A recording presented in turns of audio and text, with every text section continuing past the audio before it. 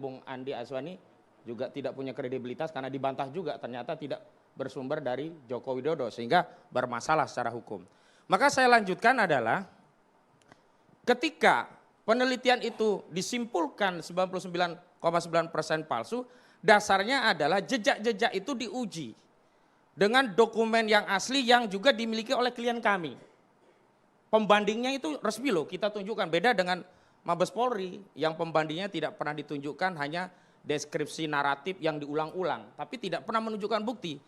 Roy Suryo menunjukkan bukti, dia punya ijazah UGM Fakultas Kehutanan tahun 85, hanya memang nama dan fotonya di blur karena ini dokumen bukan pejabat publik, jadi untuk melindungi kepentingan pribadi pemiliknya. Dan di situ ada 3 parameter yang kemudian disimpulkan ijazah yang jejaknya ada di KPU ini adalah palsu, yang dimiliki juga palsu. Apa itu? Yang pertama, dokumen ijazah asli itu ada emboss. Kedua, ada gradiator di belakangnya itu. Dan yang ketiga, tanda tangan di atas foto. Jadi 3 ini ya. Jadi watermark, emboss, dan tanda tangan di atas foto itu menjadi kata kunci deskripsi yang terindra dari jejak-jejak ijazah itu yang tidak dimiliki oleh Saudara Joko Widodo. Nah, kalau memang Saudara Joko Widodo memiliki dokumen yang punya identifikasi, ada embossnya, ada watermarknya, tanda tangannya menimpa foto, kenapa tidak ditunjukkan? Perinansiannya ada sepertinya malam hari ini sudah dibawa oleh Andi Azwani. Justru yang di-scan yang pernah ditampilkan di media yang lain, itu mengkonfirmasi ijazah ini berbeda dengan yang dimiliki oleh alumni Fakultas Kehutanan UGM tahun 85.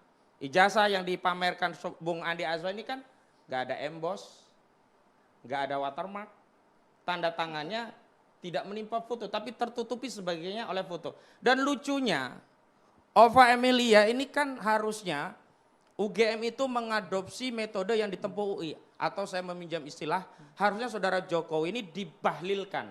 Maksudnya begini, ketika ada hiruk pikuk ijazah Saudara Bahlil Lahadalia itu diduga bermasalah. Hati-hati Bang, kita tidak menyenggol nama orang lain ya. Bang ya. Kemudian UI membuat tim untuk memeriksa ijazah gelar Saudara Bahlil. Dan tim itu akhirnya menyimpulkan tidak memenuhi syarat dan akhirnya clear.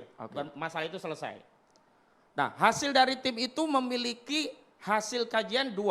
Pertama, objektif dan otoritatif. Objektif kenapa? Karena hasil penelitian. Otoritatif bagaimana? Karena dibentuk oleh lembaga yang ditugasi untuk meneliti keabsahan gelar yang dimiliki Saudara Bahlil Lahadalia. Nah, kita fokus ke Jokowi saja ya. Nah, tidak usah ke UGM nama-nama lain, itu Bang, UGM ya.